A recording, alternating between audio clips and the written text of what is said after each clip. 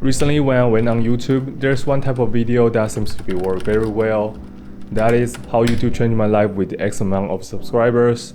And they pretty much always started with why I chose YouTube, and the impact YouTube brings to them are always becoming more confident in front of the camera, building a community to communicate with people around the world, learning new skills, and becoming more creative. They all sound pretty similar, which I understand because this is somewhat the essence of YouTube, but I have some different take on this topic. So I decided to make my own version of how YouTube changed my life, because YouTube is life-changing enough for me even without me creating this channel. So first of all, we have to go all the way back to 2015 and 2016. And the first thing you notice is 2016 is now 4 years ago. It's 8 years ago. What? Back then, I was just a high school student and using YouTube as a music/gaming platform. I was playing League of Legends back then, so all I watched was a bunch of Twitch streamers that yell 24/7. But later on, I realized that YouTube can be a place for learning new things. YouTube can be educational. So I started to learn the majority of the things I want to know from a bunch of YouTubers.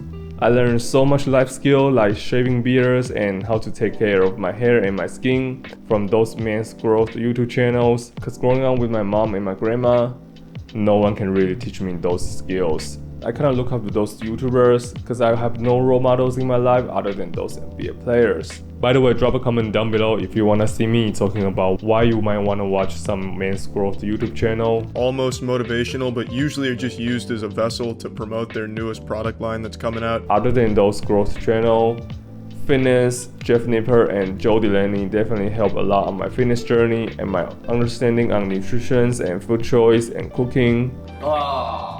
LTT and Textures helped me build my first gaming PC and my second gaming PC. Blender Guru teaches me Blender, and also Andrew Kramer. Hey, what's up? Andrew Kramer here, videocopilot.net. Come on. I think this is how fascinating YouTube actually is. I always learn something from YouTube every time I open it. Unlike TikTok or Instagram, I just get pure entertainment. And throughout the time, I realized that my English level went up quite a lot, especially on daily conversation vocabularies that school will never teaches you. And you are right, this is probably all thanks to YouTube. I got a video talking about how I learned English as a non-native speaker. If you are interested in that, links in the descriptions. YouTube also helps me connecting with the whole generation across the world. I think we got some generational memory share, something like daily vlog from Casey Neistat, epic Minecraft run from PewDiePie. God. And there's a period of time, more specifically 2018 to 2019, there's a bunch of so-called film YouTubers out there making slow motion coffee B-roll after Peter McKinnon went viral. And if you are old enough, the sun goes down, the stars come out. as a guy who has no siblings and no one around me is watching these kind of content, YouTube is the community I belong to and I can connect with.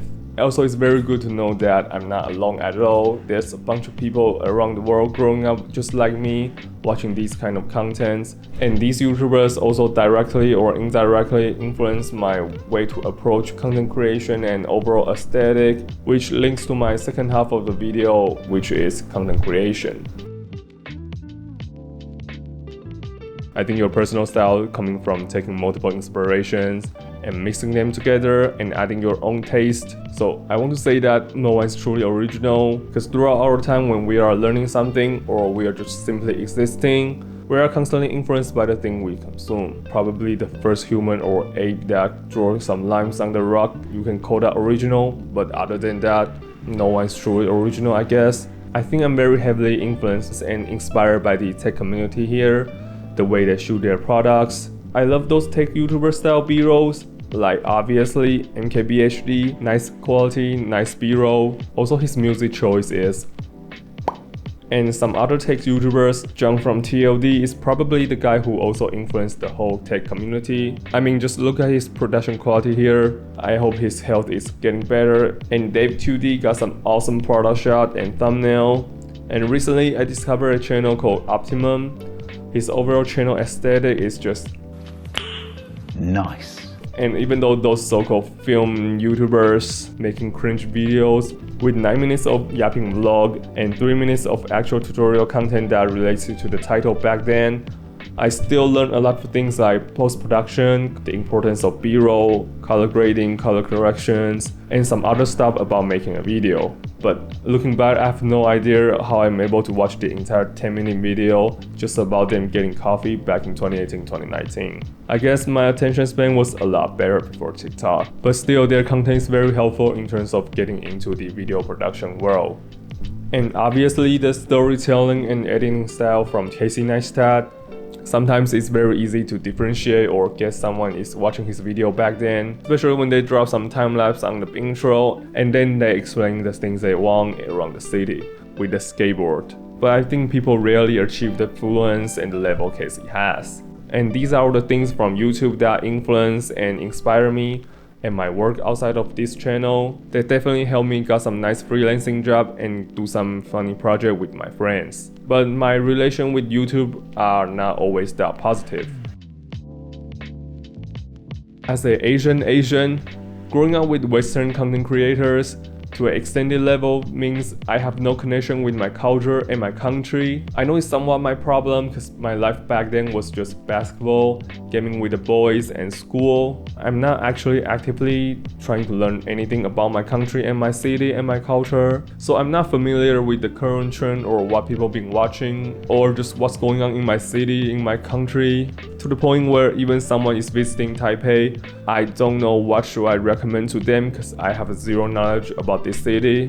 I cannot confirm this, but I think identity crisis also existed in Asian that are growing up with Western content as well. Might be slightly different from Asian Americans, I cannot confirm, but it's just our guess because my friend and I has this problem. Like the typical things in our country just feel so unfamiliar, which got me thinking, are we just too Asian to be an American, but at the same time too American to be an Asian? Also in the past, I almost hate my country for a few years because all I consumed was the upper side and the bright side of the United States. And thankfully, as time goes by and me getting older and older, I started to consume more info and article and video outside of YouTube. And plus COVID, a lot of things happened since then, but I definitely viewing country from a more rational, realistic, and objective perspective right now. Plus, I appreciate Taiwan more right now. It's a shithole country, I know in some way, but in terms of convenience, safetiness, and awesome public transportations, S tier.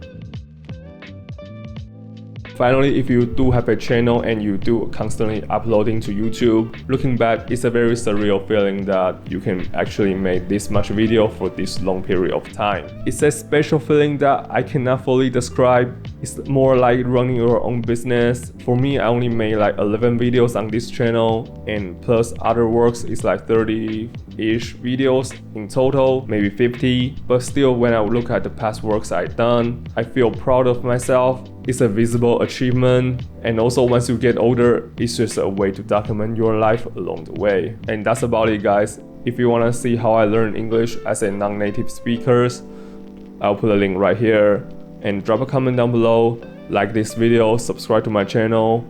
Other than that, I will see you guys in the next video. Peace.